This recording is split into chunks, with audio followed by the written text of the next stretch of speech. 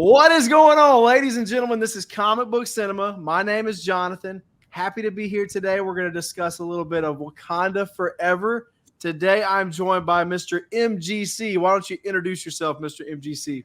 What's up? I'm MGC. I talk about movies, comic books, video games. You can find me on TikTok, official MGC, and also on YouTube. We're also rejoined by Mr. Isak. He joined us a few months back. Super cool dude. What's up, man? What's up, guys? Isak. You can find me on just about everything at Isak. I thought it was really interesting how starting off, how there was a 1 year time jump. As far as the MCU timeline, I know that Endgame and Infinity War technically took place in 2023 in that MCU timeline. This film, at the beginning of it, it said 1 year later. I'm assuming that's 2024 in that MCU timeline because, like I said, I know for a fact that Endgame and Infinity War happened actually. It would have been 5 years prior to 2023. And I think after the blip, like when everyone came back, was 2023 in the MCU. But anyway, I thought it was interesting that this film said 1 year later, like 1 year passed after the passing of T'Challa, which one would assume was very shortly after the blip, and they brought everyone back. Like, not to skip all the way to the end of the movie, but it's explained that, spoilers obviously, but when we see, T'Challa Jr., the mother essentially says, oh yeah, he prepared us for his death. It's, to me, implied that he had enough time to build a solid relationship with his kid. Yeah. It's like, did he die a year after he came back, and then we have another year time skip? Because he was gone for those 5 years, and the kid, he looks like he's 6 or 7 at most. Yeah, I think someone said he was like 8, but that's still like he's quite old. So yeah, so like she must have gotten pregnant right at the end of Black Panther. He was probably born in between Black Panther and Endgame. Then T'Challa was gone for 5 years. So yeah, it's very tight timeline. Like, a lot of things need to have happened very, very quickly for everything to like make sense cohesively. The way they handled the real life passing of Chadwick Boseman was so well done. I had my doubts about them not recasting a new T'Challa. I was thinking, like, I've been the biggest opponent for that since they announced that. I was like, why don't they just recast the guy? Like, this needs to be a legacy character, just like 007, just like Superman. Like, this needs to be a legacy character. You don't need to just change the story and do all this stuff because, Chadwick Boseman passed away. However, the way they handled everything in this film, you brought up the post-credit scene. We'll talk about that. That was so well done. And now they can pass the mantle of Black Panther and recast without, you know what I'm saying? Like, the way they handled it was so gracefully. And I have to say, my hat is off to Marvel and Disney for how they handled it in this film. They did a great job handling that, I thought. So I'm on the other side of the spectrum. I don't feel like they handled it in the way that I think was good. With the start of the movie, like, it feels like you jumped into, like, you missed 20 minutes of a movie. She's instantly walking to her lab. She's like looking at the DNA ball spectrum thingy on her computer, and she's like, what's going on? And we are in Wakanda, which is the most advanced country in the world. In the first movie, she literally heals Ross, who has a bullet wound through his spine, and we're told that this mysterious illness they just couldn't heal. They couldn't figure out because of the sad passing of Chadwick, and they wrote this illness in there. I feel like it's just too mirroring reality. I get that the director has a really close bond with, Chadwick, they all have really close, but I feel like the script might have been too close to the chest for them. And they were trying to figure out this send off to Chadwick, but also to T'Challa. But I don't feel like, at least to me, I don't think it worked. And even if you did want to go with the illness route, I think if they use, I'm not saying we needed to see T'Challa's face. If they showed, like, Shuri running to his bedside and, like, we see his hand and she's holding onto it or something, just something where we are seeing him to some extent, I feel like I would have been more emotional, because I watched this with, like, my parents, and my mom cries at everything. Like, she's very emotional, and she did not tear up. She was just like, that was so fast. Like she started tearing up during the Marvel intro. Like when we saw Chadwick, like that's when I started getting all teary-eyed. I was like, oh, there's my boy. Like, you know, I'm sad right now. The funeral scene was beautiful, beautifully shot. Loved it. But it was just so quick. It was so fast. And I was just like, oh, and 1 year later, that was okay. To be fair, they had a lot to explain in this film. You know, they had to introduce Namor and explain that lore, and you know, have the battle between Wakanda, and also, you know, give the stakes. You know, Shuri, like bringing her in as the new Black Panther. So they had a lot to accomplish in this film.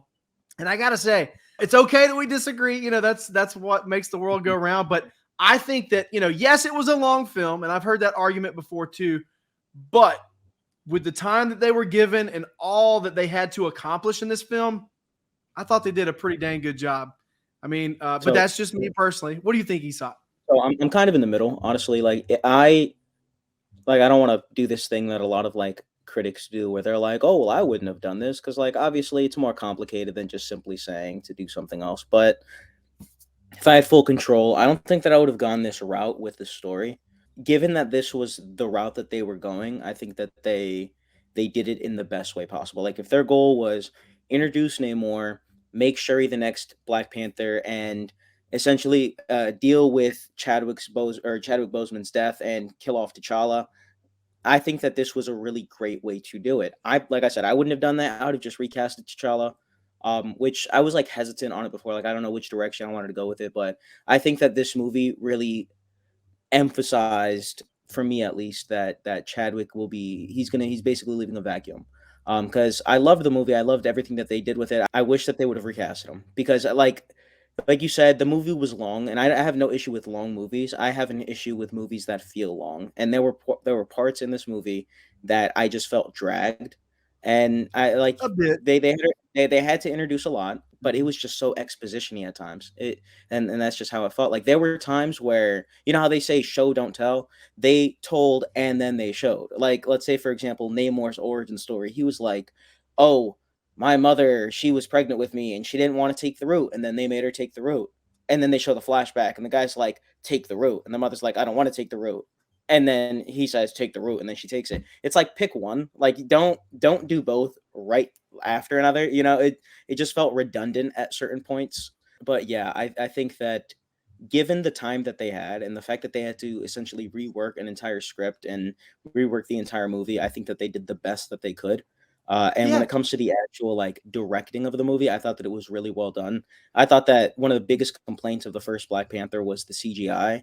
And I think that the CGI in this movie was actually really great. Like the underwater scenes were really great.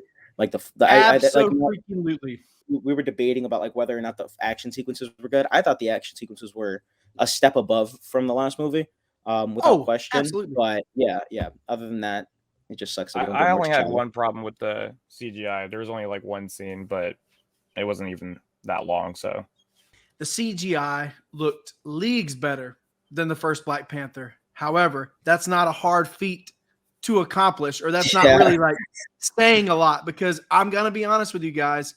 That is one of the biggest negatives for me personally about the first Black Panther. How can you have, and that was the first Marvel movie that started that negative trend of terrible CGI effects. And it just had me scratching my head. Like at the time when I saw that in theaters, I can remember thinking like, this looks really bad. And I can't believe they have bad special effects like this in a Marvel movie, because at the time that was very new. You know, we had gotten Avengers 6 years prior to that with a Hulk that looked like a real person. And now here we are, you know, we've gotten She-Hulk with crap special effects. You know, we've had issues here and there with lots of different movies, and especially a lot of the a lot of the Disney Plus shows. It's been bad as of late. And correct, special effects were way better. But I think it was either Civil War. It was either Black Panther's first appearance or Black Panther the movie. That was the first year that Marvel started putting out 4 films a year as opposed to 3 films. It was either one of those movies that they started, like they increased the amount of movies they were putting out every year. And I feel like that has a lot to do with 3 at that point. It was definitely Phase 3 that has way more than. Yeah, because I remember Phase 2 and Phase 1, they were dropping like 2 movies a year, max 3 movies a year.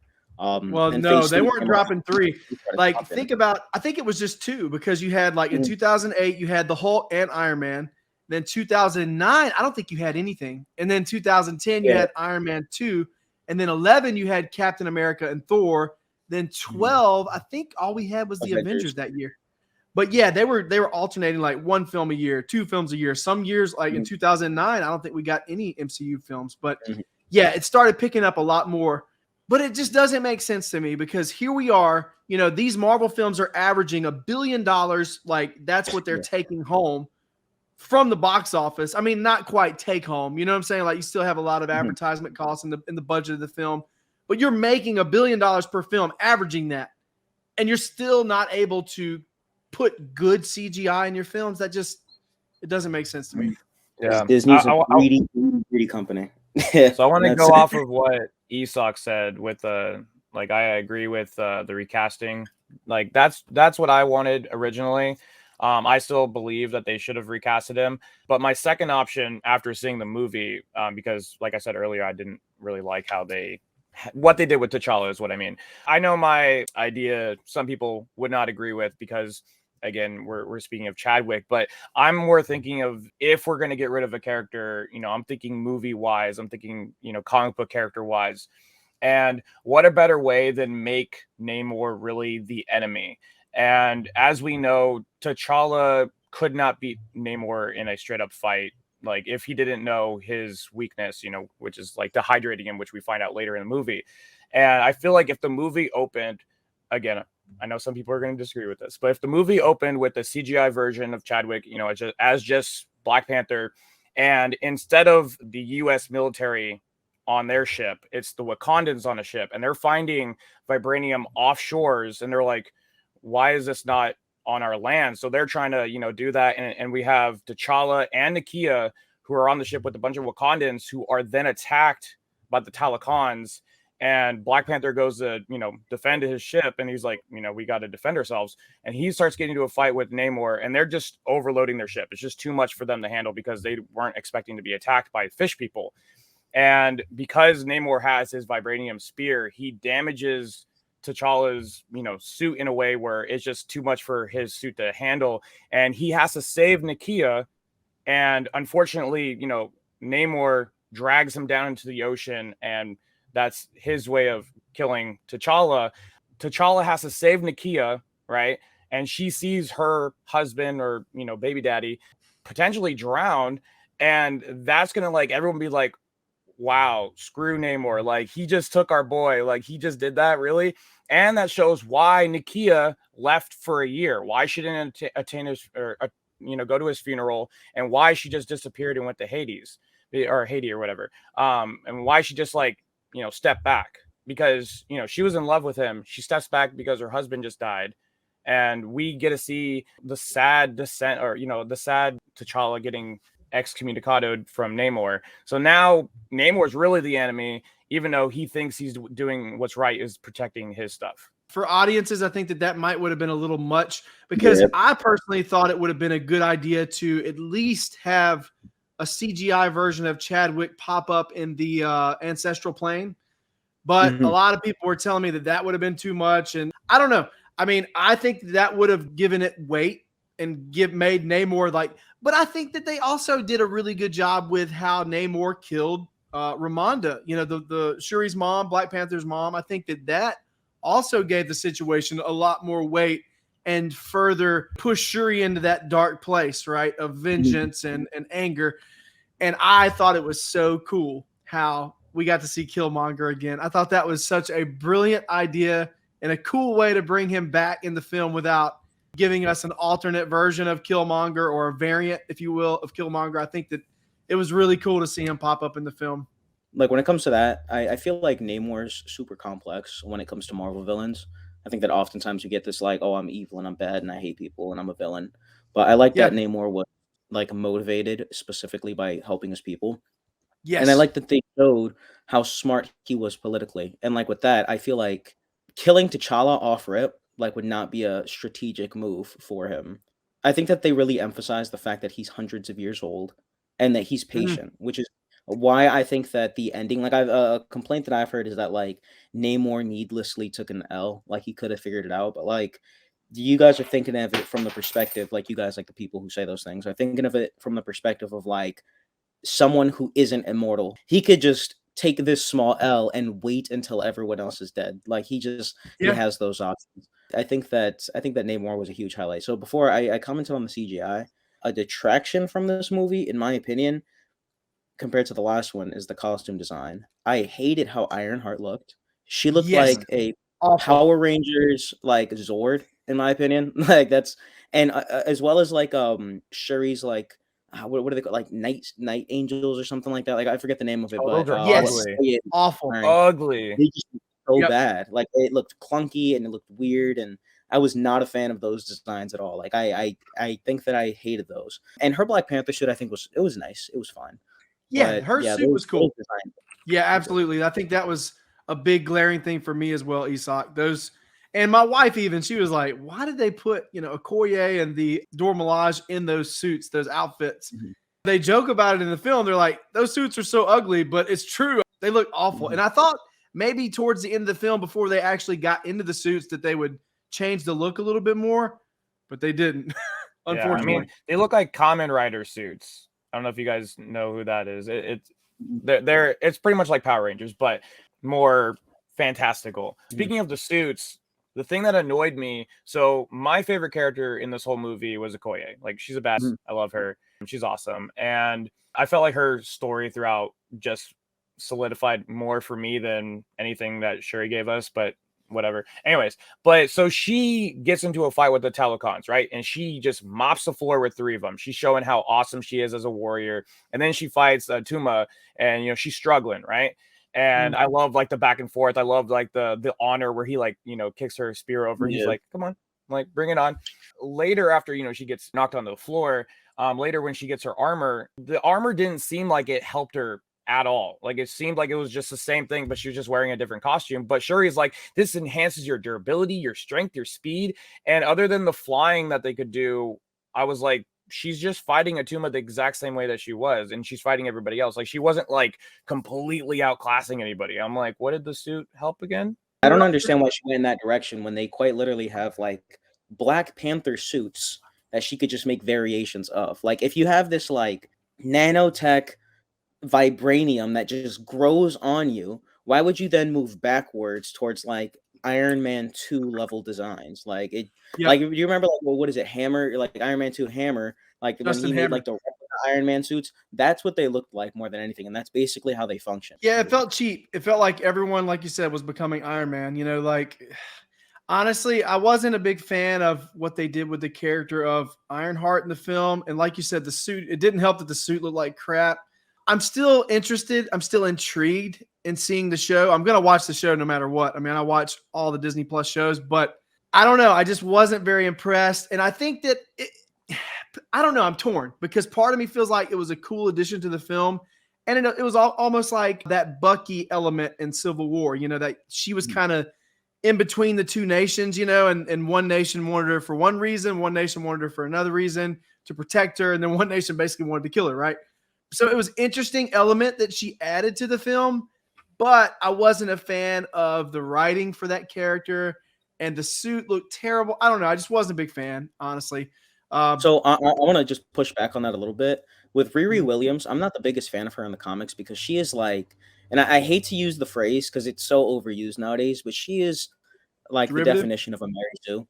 Like she is, I'm smarter than every person that's ever come before because I am. Like I made this Iron Man suit in like my college dorm. Like I did all of these things because I could. And like, being a super smart character is fine as long as like you're written interestingly. But she is just like the most cookie cutter. I'm a hero because I'm gonna be a hero, Peter Parker derivative I've ever seen. And at least in this movie, they made her different. Like I like that they didn't just make her like I'm a good person because I'm a good person trope, like they actually gave her some depth and some intrigue. Like, oh, she's kind of shady over here doing like these like like these homework things for other people and stuff. And I feel like it's just pretty those stereotypical for the nerd character though to do that. Like, hey, you give me oh, some the money, social I'll network finish your approach. assignment for you. Yeah, That's what it's that social network thing that Mark Zuckerberg basically influenced that. I like that more than just that I'm a nice person to be a nice person. I like that she had to go to Wakanda to make this suit. Again, I expected more. You have like the top scientists in Wakanda making these incredible suits, and they're just okay. Like this is what all of these countries are fighting over. Like this, when you got Iron Man in America, but yeah, that's so. Correct me if I'm wrong with Riri, but there was nothing like even when they went into her garage, there was no tie-ins to her to Stark. Or did I miss something? No. It just said that she was inspired by Tony Stark. Like that was. So they just glazed over it, is what you're saying.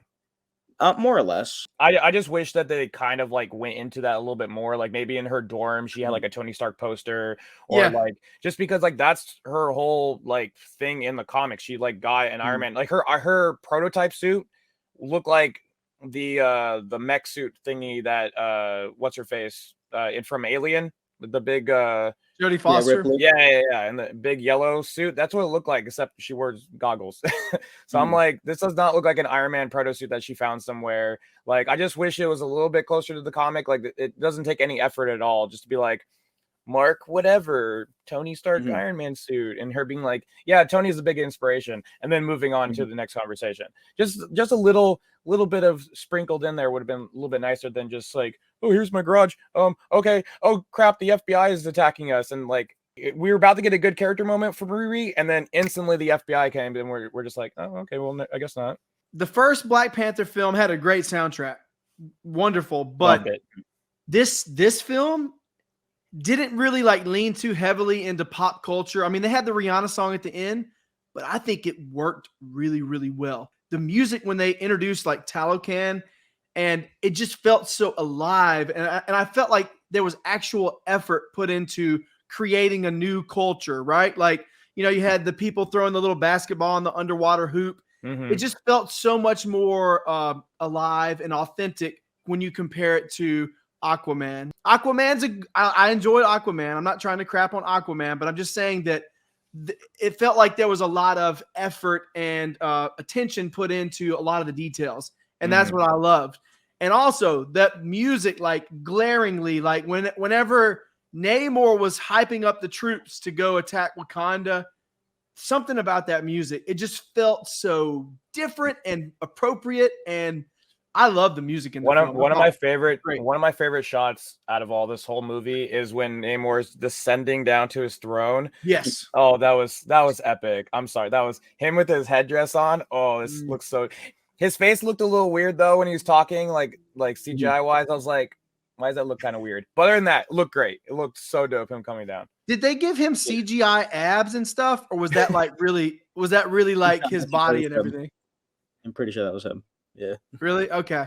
Because I don't know, like occasionally, like you mentioned, like the CGI, like I don't know, just sometimes he looked a little weird. Maybe they touched him up a little bit, like now and then they touched him up. Maybe it was during like the fights, the fight sequences. Like since it was basically him all CGI, they probably made him like look a little better in some instances. Probably. So what's your guys' thoughts on like the action in this movie, since it is a 2 hour and 40-minute long movie? I thought the action was great. I thought that it was, like I said, better than both the action and the CGI to me were better than the first Black Panther movie. It was fun watching Shuri fight Namor. I loved it. I thought the action was great. I think that the action was good when it was there. I think that there was a lot of space in between action sequences. Like we didn't get our first one until maybe like 25 minutes into the movie. I think that was like a pretty significant one. And then there was that chase sequence, and then we didn't get more all the way up until the end of the movie, basically. Yeah, there may be 4 set pieces. Oh, like 5, because you got that 4th one, which is like Namor's first attack, and then their attack on Namor. So when it was there, it was great. I'm like complaining about the fact that there weren't more action sequences, but I don't really know at what point you would insert one without like actually disrupting the flow of the movie. So I can't really complain all that much, but when it was there, I think that it was great. In the first movie, 25 minutes in, we already had 2 fight scenes. That whole movie had 7 fight scenes altogether, and it's a 2 hour and 10-minute movie or something like that. I just feel like we were saying, or like Isak was saying earlier, tons of exposition in this. I feel like if they cut that down, because they could have still told us everything they wanted to, but cutting it down a little bit, completely getting rid of the Ross interactions. Like, I don't need no Ross. That was completely pointless to me. But I feel like if we just added a little bit more action to this, it would have been better. I want more M'Baku. Like, the action when we got it was dope. I love seeing Namor fight. That was awesome. I don't like the chase scene wasn't as good to me as like the first movie, but that's also you're competing with like being in Korea with their beautiful neon lights and stuff compared to like what we got in this one. And the music but too. Yeah, but with extremely fake looking CGI as well, though. You know, But so like, it's kind of just a commentary on that chase sequence. The whole time, what was really pulling me out of the scene was the fact that they murdered at least 2 or 3 people. Like there were like More than 5 that. police cars that like barricaded Yeah, the and street. Riri's just like, oh, let's And kill then cops. she just drops a nuke on them all and flies off while yelling "woo." I was like, wait a minute, like these are like we're just like, what, y'all are just killing these people to get away. Like it was very violent. Like, and that kind of took me out of it for a second. But other than that, Sokovia Accords, where are you? yeah, that's what I'm saying. Like, and then you had like the Atlanteans. The Atlanteans is what I'm gonna call them. Yeah, they pulled up, and then the Talocan, like they oh, also this, like with the like descent scene, I love that, like the whole time they're doing this and we're like, what is that? And then when we see his throne, it's literally this. And I was like, yeah, that's their thing, man. Sometimes he does this, and then sometimes they do this. Yeah, I was doing that the whole way home from the theater. I kept saying, "Hey, babe," to my wife. I was like, "Hey, babe." I don't know. I have a dumb sense of humor. But that, like, you know, just the murder of all those cops, which, you know, that was aggressive. But other than that, I thought that a little Batmanage from Batman v Superman. Yeah, yep. But just to commentate on the music, like the first Black Panther, it has my favorite soundtrack of all time. So like I am missing some of that, but Kendrick, given the tone of the movie, I could definitely see why they would lean more into like the what do you even call them, like the vocals, because there was a lot of vocals and like cultural instruments, and I think that made whenever sense. you saw, and also speaking of music, while we're on the topic, I thought it was so creepy and awesome how the Talocans would come out of the water and start singing like that. Yeah, like, that was awesome. Like that was awesome. That was so siren cool stuff right there. Yeah. But yeah, it was more like instrumental, like more symphony type music, you know, that you typically see in films, as opposed to relying heavily on, like I said, pop culture, you know, Kendrick Lamar, popular mainstream artist at the time, which we're always going to love that first Black Panther soundtrack. We're products of this era, of this time. But when our kids or our grandkids watch Black Panther, it's going to be a little more dated. You know what I'm saying? Like, it's not going to hold up as well. Although Kendrick Lamar is probably going to be like the Beatles 40 years from now. He's probably going to be a very iconic artist that his music holds up really well over the years and decades. So it's kind of give and take. It depends on what artist you select. If you select someone like Nickelback, it's not going to hold up as well as other artists. Their song in Spider-Man 2 was awesome. I don't know what you're talking about. Oh, I agree. I think that was the first Spider-Man. One of you guys mentioned Ross. You thought it was unnecessary. I thought it was cool to have him in the film. He was in the first Black Panther film, so it felt like more of a continuation. Also, we got more of Contessa, which I'm excited to see. I think that was put in this film for a reason. We're getting, you know, a little bit more of Contessa throughout the Disney Plus shows and throughout the movies. And eventually she's going to play a really large part in Thunderbolts. So getting to see more of her, I thought, was a plus. I was fine with seeing Ross at first. I thought maybe we're going to get like a little bit of hints to Thunderbolts. Like, I know Valentina was there, but it's just like, I thought maybe we're going to see like a file of her opening saying like Thunderbolts, or a file of like maybe a character, you know, like Yelena, or one of them that's included on the team. Or maybe we're going to see something on a computer screen or something leading up to that. Or maybe that was going to be like a second end credit scene of them, like her being like, you know, typing on a computer and being like Thunderbolts or something like that. As much as I liked Ross in the first movie, I just felt like, you know, if you edited all of his scenes out of this movie, it wouldn't really have changed anything. I get we're trying to lead towards the Thunderbolts, but not including like a hint, a little sprinkle of Thunderbolts, even, you know, like I said, file or whatever, is just kind of like a pointless. When it came to that and like the whole continuation aspect from the first movie, I liked how connected it felt. You know, let's compare this movie to like Iron Man 2 and 3. Iron Man 2 and 3, it feels like there's almost like no connection just because of all of the events that took place in between.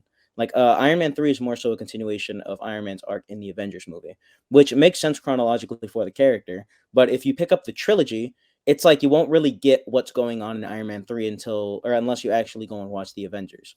When it comes to Black Panther, it feels like a direct continuation. Like, for example, you have the scene with when Okoye is stripped of her rank, where they bring up what happened in the last movie, and how she stood by Killmonger, and like even M'Baku brings up, like, the events of the last movie in like scenes before, how like all of the council just stood around and accepted that. Even Killmonger, Killmonger's commentary on on who the kind of person that he is and the effects that he had on Wakanda as an empire. It felt very connected. So I appreciated that aspect of the movie. Man, I just can't help but think about the Queen. I think that the Queen's death was impactful, but I just don't think that it was necessary. Like it cemented Namor, I guess, as like this guy who's like lives up to his word, at least. Like that's what I got from him. Like he's royalty, he's a king, and he will do And it kingly. gave Shuri a heck of a lot things. more motivation too. Even with the death of the Queen, it was like, you could say Namor did it, but technically, like, he just threw his like little water balloon grenades at the glass. He didn't know she was going to fall deep in there, and he didn't know that she was going to try to save Riri, and that's why she drowned. He like specifically was like holding her down and be like, nah, you're going to drown today.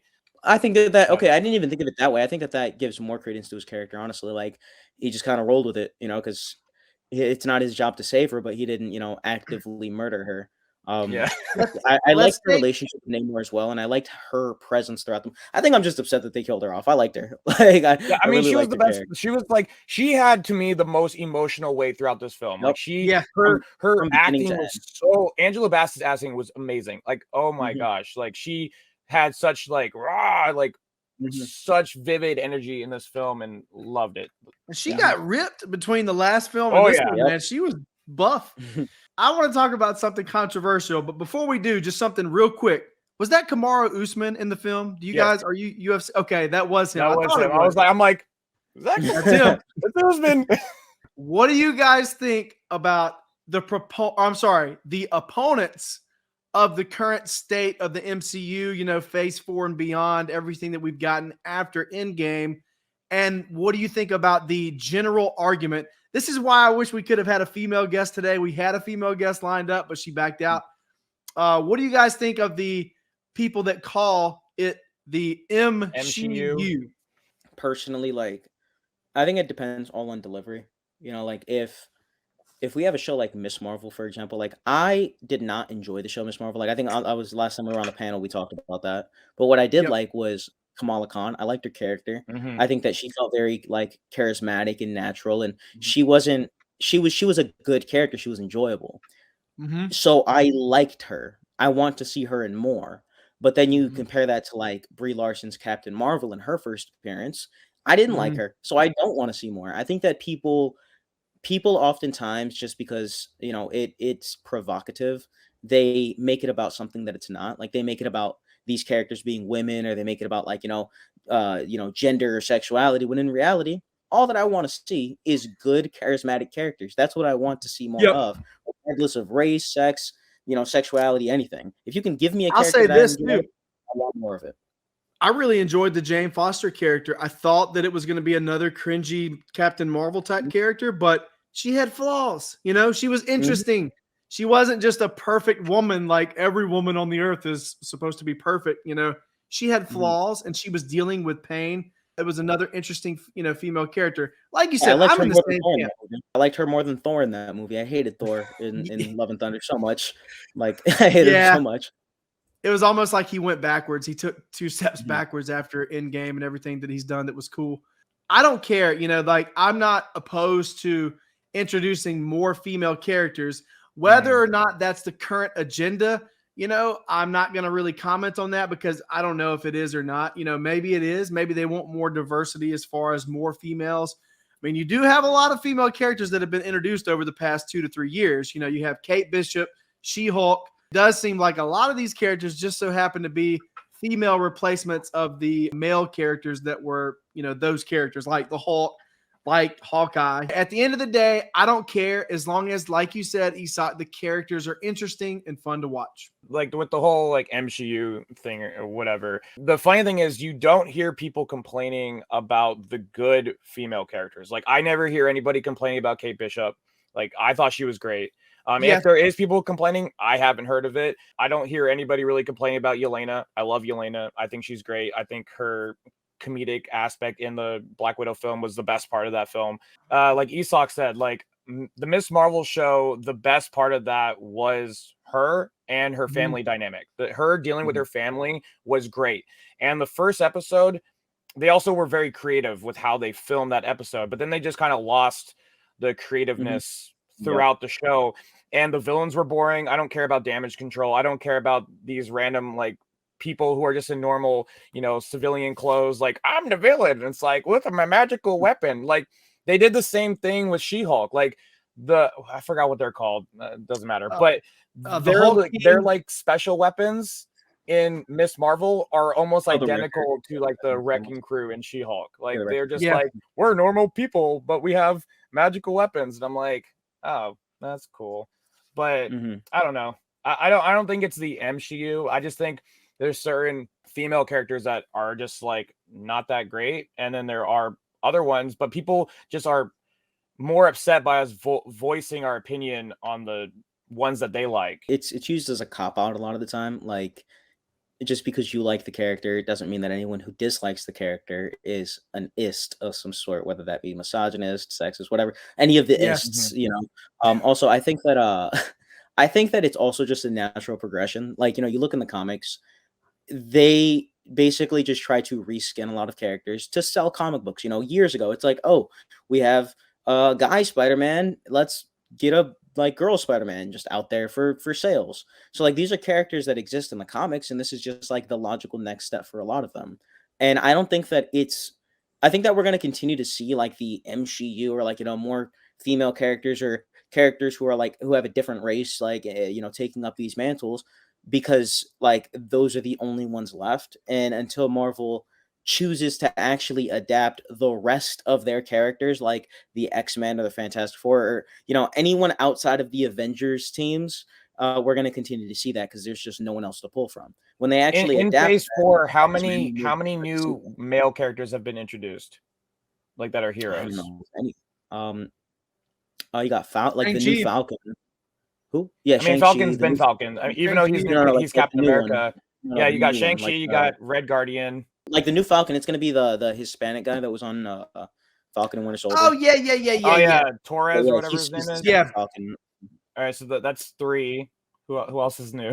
But look at Black Panther, for instance. I mean, the whole film was focused on Shuri, and then you had, of course, Okoye, Angela Bassett, or Ramonda. Namor was introduced. I guess he's technically going to be a anti-villain. Yeah, guy. But I think moving forward, he's going to be Guardians of the Galaxy. You know what I'm saying? Like he's going to be that type of hero, or a Black Adam, like I want to kill this man. Like funny, but he's still a good person. Oh, but Moon Knight. I totally forgot about Moon Knight. My bad. Yeah, Moon Knight too. I understand that argument. At the end of the day, I don't think it really matters that much as long as the characters are cool and interesting. I'll just say one thing to the final fight scene. I do think the choreography was kind of meh. Like I love like martial arts movies. I'm a big person in choreography, and I just do not like how they did the fight between Shuri and Namor. I think it could have been a lot better. They have amazing stunt people that they could have used to give us a badass fight scene, but it was kind of like a weak back and forth in my opinion. But I didn't mind their fight sequence. What I hated with a fiery passion was the lack of strategy in their approach. They're like, hey, let's take this one big boat to the middle of the ocean, like with no air support, with no secondary ship coming up, no backup other than Okoye, who should have been there from the start. Like I don't understand the logic behind like it was Okoye and like what was the other one? Was that one Akena or Akena? Yeah, whatever her name is. Annika, the Dagger Girl. Yeah, Annika. So it was Annika and Okoye. They were just hanging out on the ship with like their overpowered armor, instead of just like being there in the first place, just to have call like us when you need us in scene so they can make like a dramatic entrance. Like even having like 3 air support ships in the back just in case everything failed and the boat sank and they were trapped in the middle of the ocean. Like I think that strategy was awful. They pulled up with like 10% of their soldiers. You had like 30 people on that boat. Like it made no sense to me, but it worked. I guess. Like if where's all the shields that they had in the first movie? Remember when they surround the Okoye and her girls? Where's all the shields to help them like back up the Tolokans? Like I think that whole tribe was missing or maybe absent from the film because I mean, like it's still their leader technology. Couldn't they have found some more cool Wakandan technology to, fight back? Yeah, we also got to consider this is like 6 years, 6 or like 8 years after the last movie. No technological advancement was made. It was just, between Iron Man 1 and Iron Man 3, like he made a lot of progress. But overall, I think it was fun. I think that thematically, the last sequence was great. I think that how it tied up all of like the plot threads and how it tied up everyone's character arc, especially with Namor and Shuri's. I think that was great. It was just like, strategically, yeah. It was So right. I don't think we mentioned it. What's our opinion on the final end credit scene with the boy? We did talk about that at the beginning of the video. I think that was really well done, though. I mean, what do you think they're going to do with it? Is what I mean. I think that he's going to be the next Black Panther, whether or not that takes place in Black Panther 3 or they wait several phases. Eventually, he's going to be the new Black Panther, and then they can recast and do what we've all been saying they should do, but do it in a way that I think is a lot more appropriate. Because to me personally, it would have felt very inappropriate to just recast Black Panther and have him in the beginning of this film like nothing ever happened to Chadwick. I think that the way they handled this was the best possible scenario, but that's just me. So guys, if you had to give this film a rating on a scale from 0 to 10, 0 being unredeemable, terrible in every way, 10 being perfect, what would you give it? We'll start with you, Mr. MGC. I'm on the fence, 7 or 7.5 out of 10. Okay, I think that's fair. I personally, I wasn't a big fan of the first Black Panther film from day one. I think that over the years, especially after we lost Chadwick, it made me like the film a little bit more. It probably bumped it up from a 5.5 to a 6. But currently, I think that this film, I hate to go super high. So I think for now, I'll just stick with a 7.5. But honestly, I'm still feeling 8 in my heart right now because I saw this film. I love this film. I thought it was so well done, maybe a little long. And like you guys said, maybe a little bit more exposition than they should have had. But overall, I had a really good time with this film. For now, I'm just going to stick with a 7.5 because I know myself. I know that in a year from now, I'm probably going to drop it from an 8 to a 7.5. So this time, I'm going to try to think about the future. Anyway, what do you think, Isak? What do you have? So I'm kind of the opposite of you, just because when I watch a movie for the first time, I'm super big on it. I go crazy for it. And then the longer that I wait, the more that my brain, nitpicks things and drops it for me. Yeah. The movie itself, when I first watched it though, I thought 7.5, right? And the thing that dropped it from an 8 for me was the fact that they have so much setup for the next movie, which I just hate when they do that, the tons of setup. But it went up to an 8 because the setup in the movie is at the very least entertaining. All of the Thunderbolt stuff that they're going to set up, I liked every interaction that they had because their chemistry was good and the dialogue, in my opinion, was funny. So I was like, you know what? This is how setup should be done. The random end credit sequences or this character exists or a character just showing up. I'm not a big fan of that because it just feels shoved in there, Yeah. The separate conversations with was it Louis what's her middle name? Louis-Dreyfus, something Dreyfus. But her character and with Ross, I think that those interactions were entertaining enough to not drag the movie down. So overall, I got to give it an 8. Guys, thanks for joining me once again. Why don't you tell us where we can find you on social media, Mr. MGC? Official MGC on TikTok and youtube.com/MGC on YouTube. I'm E_sock on everything. Instagram, YouTube, TikTok, all of it. Not big on YouTube yet, but I'm gonna get there. Same here. Anyway, guys, thanks for watching the video. Make sure you like, share, and subscribe. Check us out on Instagram and TikTok at Real Comic Book Cinema. You can also find us on Facebook. Until next time, have a good one.